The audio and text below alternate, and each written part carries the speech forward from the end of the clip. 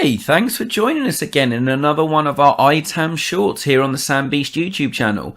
I'm David Foxon, and today I'm speaking to Darren Gladden, an IT service management expert. I can vouch for that as I worked for him and sat next to him for 2 years. Anyway, in this interview, Darren raises some really interesting points about how IT customers need to be a real primary focus when delivering IT services, and that actually those customers need to believe in the value of what you're delivering. It's a really interesting interview. I really hope you find it useful. And whilst you're there, why not like and subscribe to the channel? It will mean an awful lot to me. Anyway, enjoy, and we hope to see you next time here at the Sam Beast YouTube channel. It's about both, really. Because availability of IT services is king in the IT operational world. And there's a whole bunch of things that you need to have in place to preserve the availability of IT services. But the key thing is that we need to make sure that our customers, our IT customers, they're the folks, the IT user community, that they believe that they get value from IT, that they feel that when they have a new request, a new requirement, they can actually take that idea, right, and they can go to IT, and then they've got confidence that IT will actually come up with the right solution for that idea, and they're going to get the best value. And that's the key word here, is value rather than cost, and that's what we're trying to do. So when you start to look at that and look at IT services, you're looking at IT services as the bundle, and that's where the licensing part of it, hardware asset management, software asset management, comes into that own. It's about understanding the best way that you can put that into place that actually will be able to deliver that service most efficiently to the end user.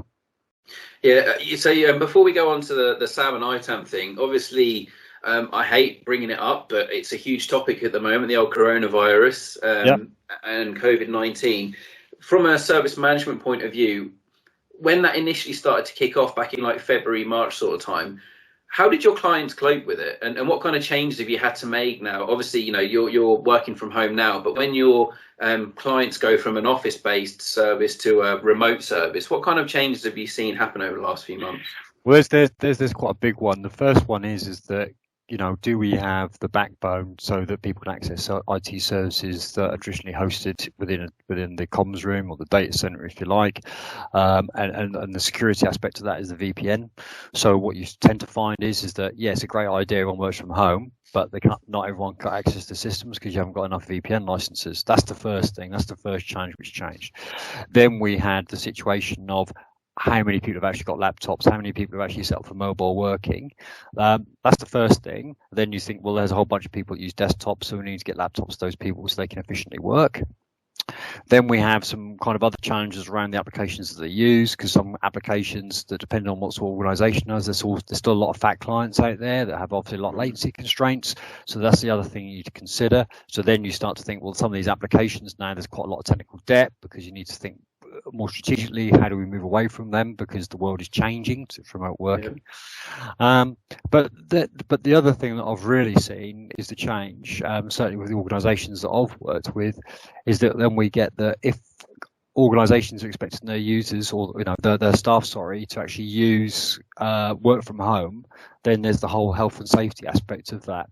So working from a laptop, if you're a mobile worker, occasionally work from home is fine. But if you're expecting someone to sit in, at home, sitting in front of a PC for 8 hours a day, and they're an employee, you've got to consider that, they've got the right level desk. Is that all the same stuff you expect in an office? They've got the right sort of desk, the right sort of chair, they've got the right sort of monitor, they've got the attached proper keyboard, mouse, and the laptop. So all these kind of things. So therefore, there's another cost to actually having those people to work safely from home. So these are the big changes. So it's not just a case of COVID said, let's work from home, here's a laptop, off you trot. It's about everything that comes with it. So there's so the HR element is very key to all this. The amount of when coronavirus initially hit, one of the clients I was working for, they did like different teams, like red and yellow team. We're going to work 1 week in the office, 1 week from home. Yeah. And then literally that lasted a week. And then within the UK in particular, Boris Johnson said, work from home, no more going in. We're in the full lockdown. So it was like a mad scramble for, oh my God, how many laptops have we got? How many monitors can we give out? How many keyboards have we got, etc. And it got, what I personally found was initially you saw a lot of people kind of moaning, saying this laptop's really old, it's too slow, I don't like this one, it's a bit dirty, etc. And then as the pandemic kind of played out and we were still in lockdown and the cases were going up in the deaths, people suddenly were being able to make more with less. So suddenly the requests were going down for, I don't need an upgrade anymore, look, this will do fine, there's obviously bigger fish to fry. But now off the back of that, exactly like you said, organizations now turn around saying, right, look, we're working from home for the foreseeable future, or actually permanently you can do a split working in the office, working from home. And people now will turn around and going, okay, well, it's worked temporarily, but exactly like you said, my office setup isn't ideal, right? I need a bigger monitor, I need an ergonomic chair, I need a proper mouse and keyboard, and even as far as saying my internet capability is actually not good enough for having Skype calls, Teams calls, Zoom calls, whatever. Yeah. And it's now getting to the point where organizations go, well, who pays for that?